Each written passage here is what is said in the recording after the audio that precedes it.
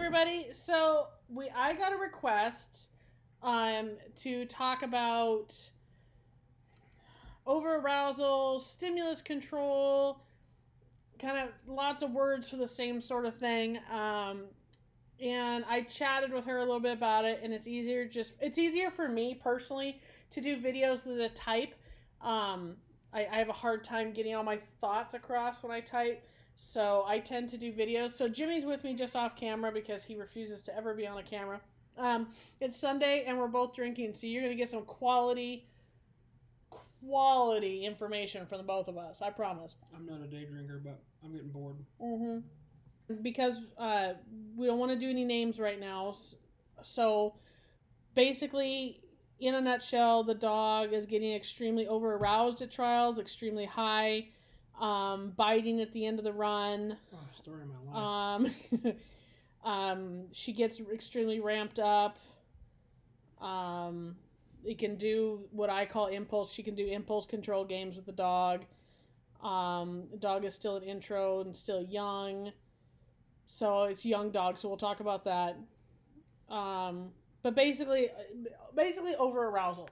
So over-arousal, stimulus control, lack of impulse control, all of these sort of things, right? So there's a lot of stuff going around, and I can refer you guys personally who I really like for like stimulus control games, and I do want to write kind of my own take on some of that here in Patreon, and I want to make sure and give her credit because everything I've learned is from her. Is Rachel Downs. She does not have a website. She does not have like a Facebook page as far as, like where you can go and she has content. She just on her personal page, she just every once in a while runs her stimulus control class. I highly recommend her, and I will highly recommend her to this person as well, is to go see Rachel Downs. She is running her advanced stimulus control. I'm filming this right now. It's April 19th, and I know she's running it. She starts it on May 4th, I believe, online. But it is the advanced class, but I do recommend maybe auditing it. Because she has, you have to do certain things in order to be able to get into the class from the foundations class. Another person I would highly recommend is Amber Abbott, who also does all the stimulus control stuff, and she learned it from Rachel. But then Amber puts her own spin on it. Really? Well, so there's stimulus control. People call it impulse. It just looks like I'm staring off to the side here. Impulse control. That's what I'm thinking of. A lot of people call it impulse control. A lot of people. I think that's a normal name. I think you've just. No, stimulus control is. That's where Rachel does a better job of explaining this sort of stuff than I do. Oh. So, like a stimulus control, a stimulus is if you're sitting here and something from the outside world is exciting, right? Right? Something that goes by the window. For dogs, it's a squirrel, or it's, other dogs running, or whatever it may be. And that outside stimulus is what is exciting them, and you're teaching them to deal with that. You're teaching them to deal with that stimulus, how to basically deal with that outside stimulus, right? Stimulation. Yeah. Oh, I don't know if that's a word. Stimulation, yeah. Is it? Okay. Yeah. And then impulse control, and this is a word I've used. I mean, I'll come right out with it. It's what I've used for years is, your dog needs impulse control. The reason I see a lot of people working away from impulse control and calling it more stimulus control is impulse control is basically how I've always described it of, if I see something I want, right, and like an impulse buy, right? You're at a store and you're going to impulse buy something, but you know you shouldn't, but you do it anyway, right? Like that's a lack of impulse control, okay? Whereas a stimulus control is something, an outside thing is exciting you or frightening you, like fear. You go to a haunted house and it's the outside stimuli that's making all that happen, right? So this is where I think you'll realize the difference. One's almost like a disorder, and one's something you can control better. Yes. At least in humans. At least for humans. Impulse control. So that's why there's been so much, and I think this is the reason I have Jimmy here is to talk about Trip. I wish he would come on the camera so it doesn't look like I'm just staring at the side of my cupboard. They can hear me. That's good enough. Is because Trip has a lot of issues with stimulus control, right? But I approached it from an impulse control, right? Yeah. So here's the difference. If you approach it as impulse control, Okay. So let's use this example, and I'm sure Jimmy's going to give all sorts of, ha-ha things as I say this. I have a serious buying issue when it comes to mugs. Okay, I love cups and mugs. Not just mugs, people. Not just mugs. So here's the thing, and I will be completely blunt. Again, this is where Jimmy's going to start laughing hysterically. If Jimmy is in the house or if Jimmy is in the store, and I literally see this cup, that cupboard is filled with mugs. Okay? It's literally like It's literally filled. It's literally filled with travel mugs, glasses that I like, mostly coffee mugs. It's filled. Okay? So I know I don't need any more. I'm the only person, he doesn't drink coffee. I'm the only person in this house that drinks that stuff. Okay? So if I go to a store and he's with me, I'm not going to buy it. Unless it's a really cool one. I'm like, please, because I know I shouldn't, so that's impulse control. The only time you buy things is when I leave on trips. Think of our dogs. Okay? So when he leaves and I am left alone to go to the store on my own or on Amazon, and that's whole, better to beg for forgiveness and ask permission thing, I buy stuff because my impulse control is gone. Because he's not here to be like, do we really need 3 more mugs? Well, yes, these are all different colors of red. So think about that in terms of your dog, right? So impulse control, if my dog knows, stay at the start line. And in practice, we stay at the start line. At home, we stay at the start line. Here, all these things, we stay at the start line. But when we go to a trial, it's the outside stimulus, it's the outside environment that is causing the dog to lose their marbles a little bit, and you can't control it like you can at home or in your backyard, and it's no different than turning me loose in Target. They have the impulse control to stay there, but they don't have the stimulus control to actually do it. Okay, so I know this video is going to be long, and I'm sorry, guys, but this is a long topic, and maybe we'll break it into a couple of pieces. So hopefully, number one, that makes sense. Stimulus control, impulse control. It's why I've seen so many people and why I'm changing a few things that I do. I still stand by all my impulse control games. I still feel you need those, the moving weight, all the toy work, all of that. You still need impulse control, right? You still need that. But you also need to realize your outside stimulus as well and stimulus control. This is why I highly recommend visiting Rachel's class because she explains it way better than I do. So let's talk about Trip. So Trip is much, much, much better now. But in my opinion... You almost wouldn't know he had any issues. Yeah. He's a completely different animal now. So, in my opinion, looking back, Trip has amazing impulse control. The dog can do better moving weights than any of my previous dog. He can do all this impulse control stuff. He has a beautiful start line. He has all these things.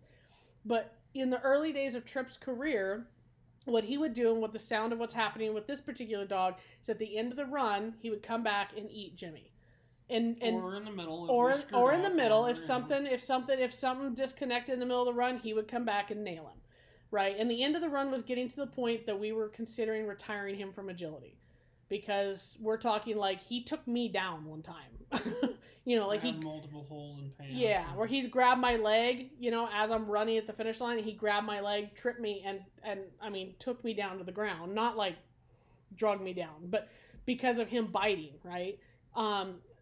In my opinion, looking back on a lot of his things, the number one thing that I think really did all this, number one, was a lack of stimulus control and stimulus cues. Okay, so when I look back at like our training, and I've changed a lot of what I do in my training, when I look back at my training, it was always we would work Trip, and he would work, and at the end of a sequence, he would go get his toy. And at the end of this sequence, he would go get this toy. And at the end of this sequence, he would go get this toy. And there was always Jimmy and a toy, right? And Jimmy would go, yes, good boy, and that meant there's your toy. And then when he got to a trial, Jimmy would go, yes, good boy. But in Trip's head, that meant there should be a toy coming, right? And I think then he started getting frustrated, and he started getting pissed off. Because at the end of the run, he's being told, yes, that's a good dog, you just did that. And that yes cue meant toy, but nothing happened. No toy ever came. Literally, his eyes would glaze over. Mm-hmm. His pupil was his whole eye, like it was like this looking into the devil's eyes. Like, it was horrible. Mm-hmm. And he would get to where he wouldn't go through the last obstacles because he just wanted to come back, and because he knew he was finishing and just wanted to come back and eat me. And his lack of that is all, because once he calmed down, he was back to his normal self. Once you get a hold of him where he wasn't biting him, yep. He'd just like, buddy, it's okay, and he'd pet him, calm and him down. All of a sudden his pupils would get smaller, and he'd be like, oh, okay, and you could just almost just see it leave his body, like he would just calm down. Because we didn't teach him how to deal with stimulus control. And I also firmly believe that reward markers or toy cues, stimulus cues, is something that they need to have. Wouldn't you agree anymore? Mm-hmm. So for those that watch like my virtual seminar, this is all for my Patreons. Yeah, Wally does it now. So all my Patrons, you guys have seen my different videos where we talk about, I call them reward markers. Rachel, I believe, calls them stimulus cues. Excuse me. Is that you have a cue that means, yes, good dog, but keep working. And you have a cue that means, yes, good dog, I'm throwing a toy. Right? And there's people who have, in my opinion, some of the big name trainers, and we're not going to get into naming names, some of the big name trainers that are really profiting off the reward markers that have 10 reward markers for toys and another 10 for treats. I personally don't think that's necessary. Well, there's an extreme to everything. Yeah, I personally have basically, yes, you're a good dog, but keep working. Yes, you're a good dog. I've just thrown a treat. Yes, you're a good dog. There is a target out there. By clearing up that, I believe helped trip a ton just by clearing up when he's getting his reward. So there wasn't that frustration at the end. The next thing that happened that was fantastic was we started letting him tug on his leash, right? And let him just have his leash. And let because he didn't have the stimulus control, him being able to grab that leash, even honestly, once he grabs it and he just kind of, it's like a decompression, right? Once he has grabbed it, he just goes, whew, much better. And he's a totally different dog, right? So in NADAC, your dog is now allowed, in all the venues, dogs allowed, he can grab, I think all venues, he grabs a leash and he brings it back to Jimmy, right? And as soon as, well, he likes, sometimes he likes to swing it. He's a little sloppy sometimes. But... We're working on that. But he's allowed to grab it, and that makes things a lot better. But even with that, he grabs it, and I put the leash on his head, and he grabs it as we're walking out, and it's still like 10 seconds even after we get out of the ring, and then pretty soon it's just all of a sudden he just drops it and he's fine. He's fine. It's super interesting. He needs the decompression, and it's my fault because I did not teach him how to deal with the stimulus control, which the stimulus for him is agility, the adrenaline, right? He didn't know what to do. And it was the only sport he does where there's no toy for him to deal with it. Yes, we do dock diving with him, frisbee, and he always had a toy. So a lot of his issues are my fault, and I'm trying not to repeat them with Walter. Is the big thing with him, and what I'm doing now with Walter is teaching him to deal with that stimulus, right? How to deal with it. So you've got a dog. Let's answer a couple questions. So you've got a dog that's biting you at the end of the run. Right now, my go-to with that is teach them to target to their leash. Does it suck a little bit? Are you targeting your dog? Yes. But I would teach them. Do you disagree? No, well, I only disagree because that can get you real sticky. Yeah. So it's not really targeting the leash so much as the leash is a reward. Yeah.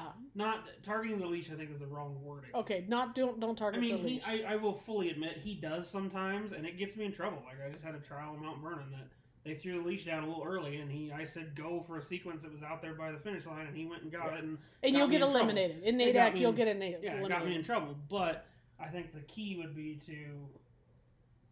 to use your leash as a reward. Yeah. But then you have to have, like his is get it. He only gets his leash when he's told to get it. Right? So, like, we practice with him where I will take out leashes. And again, he's a little sloppy with it. Yeah, I'll take leashes out and we'll lay 6 leashes out in the middle of a sequence. He cannot touch and our toys. I'll scatter the whole yard filled with balls and holy rollers. He is not allowed. I will make him run over the top of a ball. And he cannot touch it until he says get it. I don't do it with leashes as much as I probably should, which I need to work on. But, like, balls, I'll literally lay them right in front of hoops that he has to run through. Mm-hmm. And there's toys all over the yard, and I'll make him do a sequence that goes right by it and comes back, and all that sort of stuff.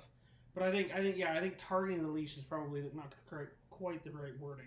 And so I think using it as a reward with a marker, I think would be that's better. So Jimmy's right. So that's much better. Targeting the leash, I mean that's sort of giving info. You shouldn't target to a leash.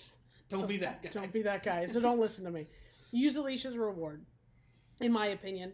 Because if a judge feels that you are targeting your leash, you will get in trouble. And in just a real in the NADAC, it needs to be 8 feet. It'll be 8 feet down and 8 feet away from that last piece of equipment, the last obstacle.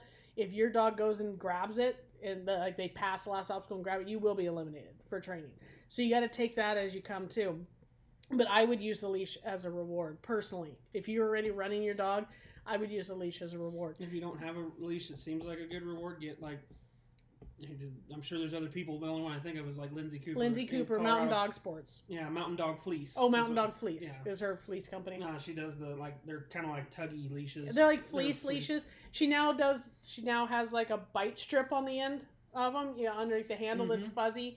Gives the dog something to grab onto. I was very much against the leash on the ground, the leash being able to be tugged and all this sort of stuff. But honestly, seeing the lack of frustration in a ton of dogs lately in trials, obviously before all this shutdown, in trials has completely changed my perspective of that. That there is an immense lack of frustration in dogs because they're allowed to go get that leash. And for Trip, it's a decompression.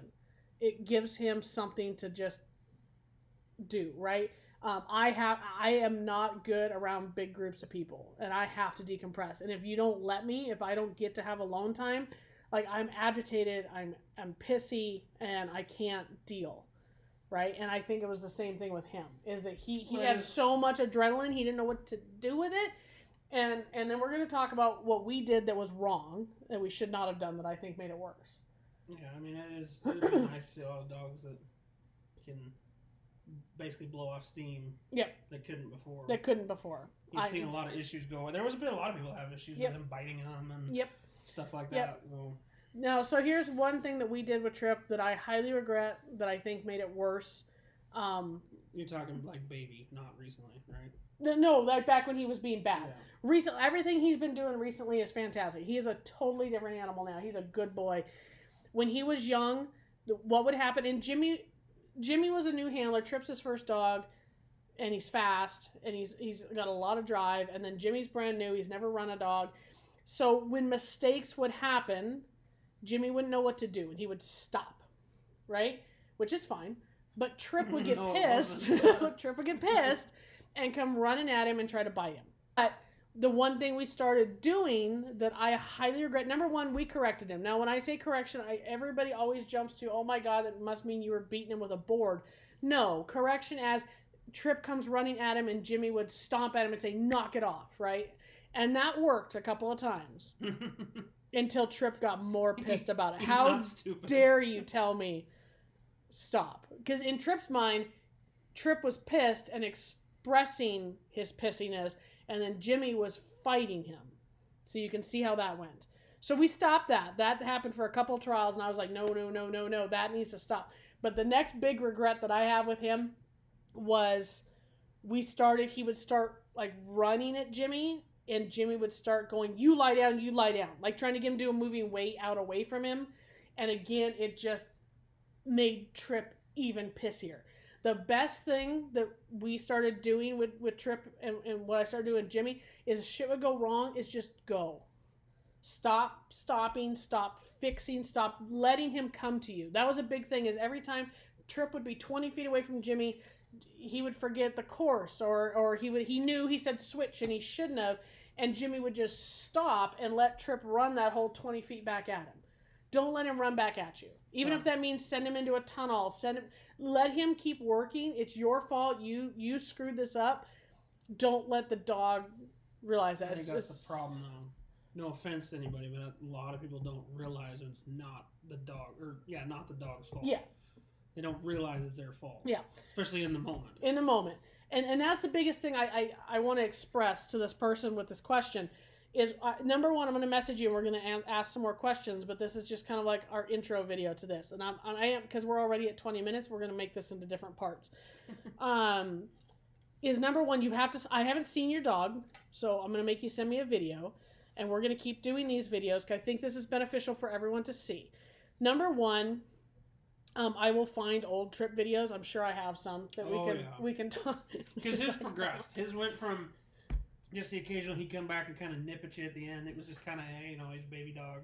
Then it turned into he actually deflected for a while and he was biting number cones at the end. He'd wrap the last hoop and grab the number cones, and that was his little release. And then it progressed into worse and worse and worse and worse of biting me at the end. Then there was a little stage in there where he would come back at me and I'd try and wrangle him and catch him, and he would just kind of nibble at my arms and not actually bite me. And I was like, oh, this is kind of working. And then it got real bad for a while. I went through a whole champs like that. That was horrible. And and then finally my frustration, I just couldn't do it anymore. I had to figure something out. And being blatantly honest, he was about one trial away from being retired.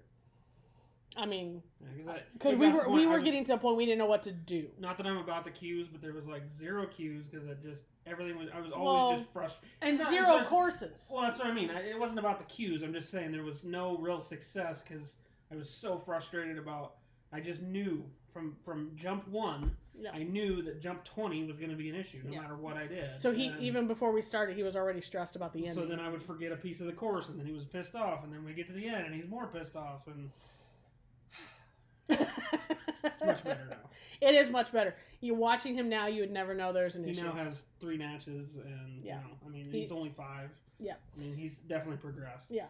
So here's the takeaway from this extremely long lecture. I clarify your cues. Make sure you have something. I firmly believe that dogs get frustrated if they always hear yes, and that always means it's no different than you hear a dinner bell and you know that's food. Well, if you hear a dinner bell and there's no food, you're going to be angry, right? Especially if you're going to be hangry. You're hungry and you want food. It's no different than dogs. If they start hearing yes, toy, or even yes, food, whatever it is, and then it's not. They hear yes and they don't get anything. It's going to turn into frustration. I believe Allie has the same frustration. She expresses it differently. She expresses it with barking and anger. She doesn't bite me, but she's angry and barking. I think she's showing the same things as Trip. Trip just expressed it in a different manner. But you also have a routine with her. Yes. I mean, it takes a little while longer, but you get done, you walk out, and you feed her a bunch of treats, and you leave. And she hates toys. So. Yeah, she's not a toy dog, so we have our whole routine with food, right? But that's taken a lot of progression to get there. Stop fixing things. And this goes for everybody. I don't care if you've got a high drive dog or not. Stop fixing things. Trip has made me become a big advocate. I still screw up once in a while and try and fix things just because it's old nature. Yep. But I've become a big advocate of just stop fixing crap. I mean, just because I'm sure a lot of people do. You can save the queue, quote unquote. Yeah. But you just have a crap run. So what's the point in keeping going? And I will get extremely harsh about. You go ahead and save a cue, fix that jump that your dog missed, save that one cue, and you have just shit canned 20 of them. And that is the honest truth. For every cue you fix, in the long run, every cue you fix, you can 20. Because your dog either is losing trust in your cues, because if you're fixing something, more than likely you did it wrong, you handled it poorly, and they were doing what you told them to do, and then you're calling them back and fixing it, they now don't trust you. And in Trip's case, he was frustrated. He did what he was told.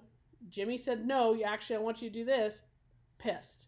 And that's where we start getting into the over-arousal stimulus, and it's this big fight. And then I don't think we're necessarily fixing her issue. We're just rambling at this point. We're rambling. But no, I mean, it seriously is, though. I mean, because it goes back to the whole thing of if you put a good foundation and good training on them, it's probably not their fault. Yep. It's probably your fault. Not necessarily your fault, but you might have turned in a little bit, or you might have dropped your arm a little bit, or whatever. Yep. I have to be like I know for a fact I can answer beyond a shadow of a doubt. Allie understands how to do her contact and Trip. Period.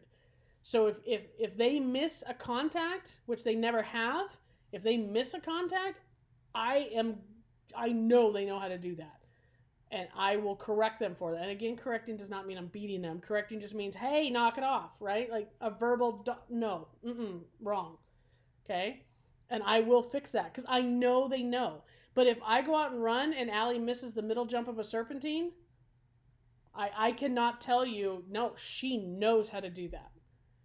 No, she doesn't. Well, but even if you Right? could, even if you could, like, Even if you if could. you were confident in it, why would you risk hurting some of your trust with them just because you think they know exactly what to do there? Stop fixing. If I could get the agility to community to stop fixing things, I could save all y'all. I could. You're like Captain America. Captain America. Wonder Woman.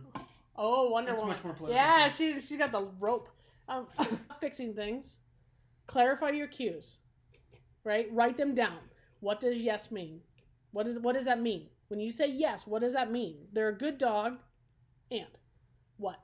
Do they get a treat? Do they get a toy? Is it stationary? Are you going to throw it? That's my thing. That's what it is. I have a command, keep going. It's been thrown. It's on the ground. Boom. 3. Done. Dogs having issues at the end of the run, I would use your leash as a reward. Let them decompress. Okay? This is a long video, so we're just gonna. Well, even not necessarily just the leash. I mean, something.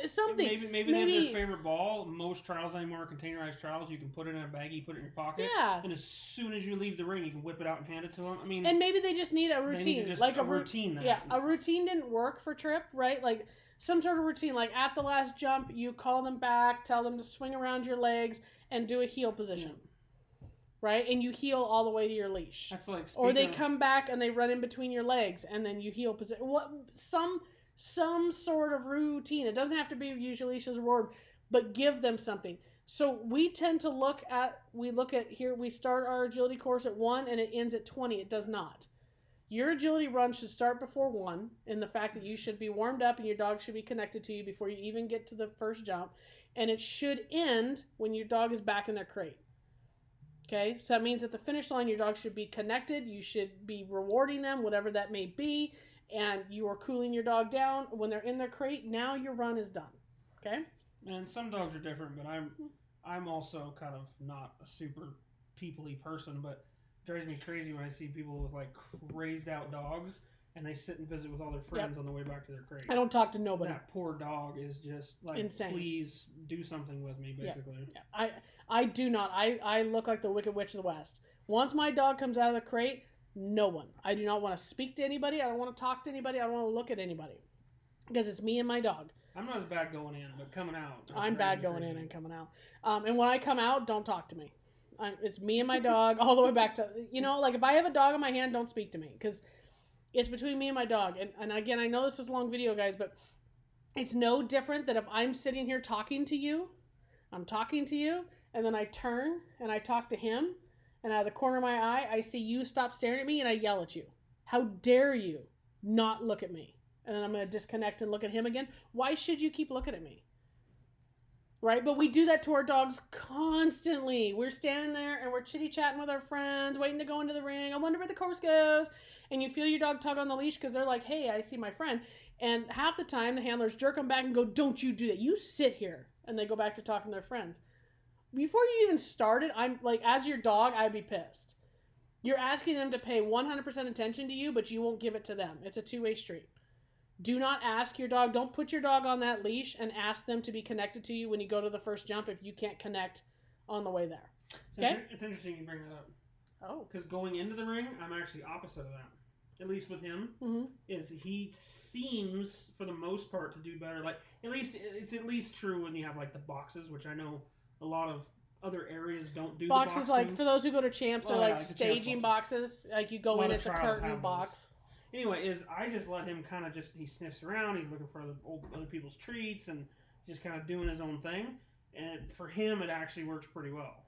Doesn't mean we're disconnected, he's just kind of chilling out. But it's their routine. Yeah. But Jimmy's also not chatting with everybody. But as soon as I sit there, I'm like, sit down, sit. Like I make him do things, and in my head, I'm like, well, I'm giving him treats, but I'm like making him do things, and he doesn't have any time to just kind of chill. So it's all about he's decompression. A little different. But going out, I'm exactly that way. I don't. Yeah. I just go straight back to my crate. I don't talk to anybody. I'm constantly telling him he's a good boy. Yeah. Letting him tug on his leash. I mean, it's our own. It's thing. all about like that. Like it has to be all about connection. Whether it's like him, where the connection is letting the dog decompress and kind of chill on the way to the ring, whatever it may be. But you have to find a routine. I'm a huge believer in. You better have a routine. That dog comes out of that crate, there's a routine to the start line, and there's a routine. Animals. Yeah. You they say like we're their going routine. outside and they run to the door and sit there. I mean, they're routine animals. They like having the routine. We like having the routine. I mean, wouldn't it just upset you? Not everybody. But I mean, wouldn't it upset you a little bit? You went to a trial and the trial person was like, listen, we're going to draw names out of a hat and that's how we run, right? It would stress you out, right? Because you wouldn't know. It's the same thing with dogs. If they come out and it's different every time, they don't know how to mentally prep for what they're about to do. Okay, so this is super long. We'll film another video probably tomorrow that'll show like how we worked with Trip on, Yeah, you didn't really answer any questions. I think we answered some. I think we just kind of rambled. We rambled. But we'll talk about how to teach a moving weight tomorrow, or I'll film video on how to teach a moving weight, we worked on like where he can run over his ball, like things like that.